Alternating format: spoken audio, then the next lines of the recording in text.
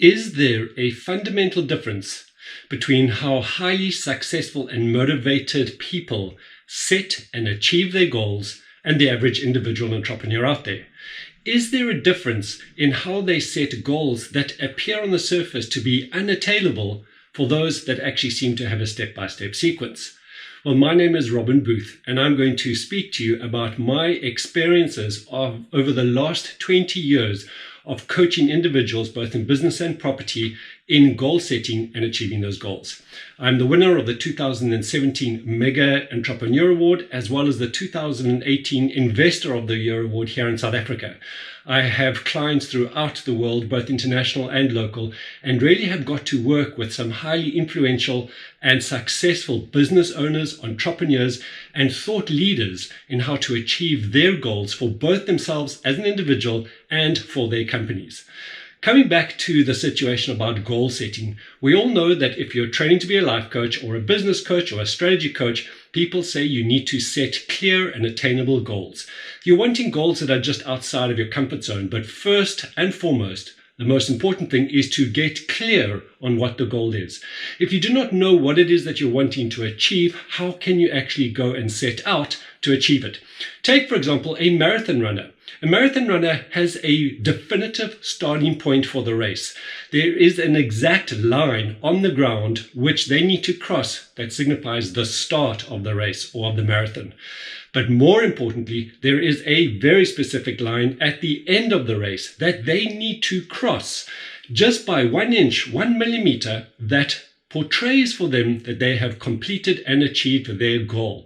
If a marathon runner sets out but does not know exactly where that finishing line is, the risk is that they could stop just before the line thinking they've achieved it. In the meantime, they have not. So the first and foremost thing is to get clear on exactly what that line is. But what happens if that line is apparently so unattainable? What happens if it is something that, although we get clear, there's a part of us that says, how will I ever be able to achieve that? And as we know, successful entrepreneurs and the thought influencers out there and the people that change the world are setting goals for themselves that stretch and extend them far beyond what is comfortable and what appear normal for the rest of us in the world. Over the last 10 to 15 years, I have noticed a significant difference, not so much in the goal setting, but in how successful people and business people especially go about achieving and setting out to work towards them. At a fundamental level, we have said that we need to get clear on what the outcome is. That much we're all in agreement of, and that is the first step. But we want to make sure that we're working with our brains, with our thinking, with the perception that we have of the world. We want to feel empowered that we can have an attitude of success, as opposed to a thought that says that goal is too unattainable, and therefore we set about a self-sabotaging process that undermines the value that we can really bring. What I have noticed is that the really successful people set really big goals, but more importantly, they're measuring a different quality in how they're going to achieve that goal. Most of us are just setting out saying, I would like to have 5 new properties in the next month, or I'd like to acquire 3 more businesses over the next 6 months, or I'd like to increase my sales by 33.5%. Whatever it is that your goal is setting out to achieve, or you are setting about to achieve, we're often measuring it just by whether we have achieved the goal or not.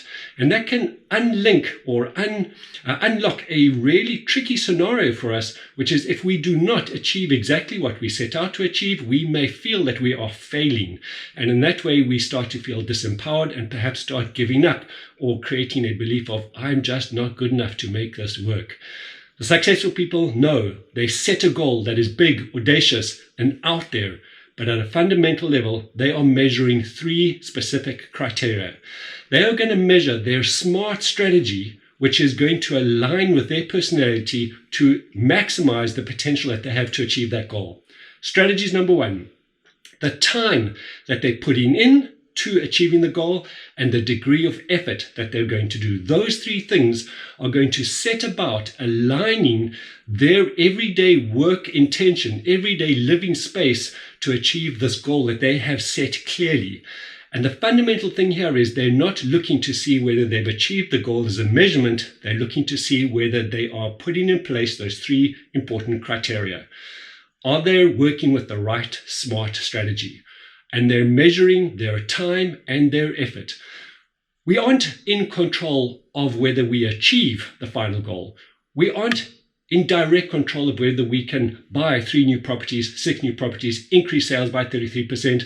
The thing that we are in control of is our drive, our motivation to achieve that goal. And those are the things that we can measure. Once we're measuring those specifics, those action steps, then the result will be the goal that we are creating.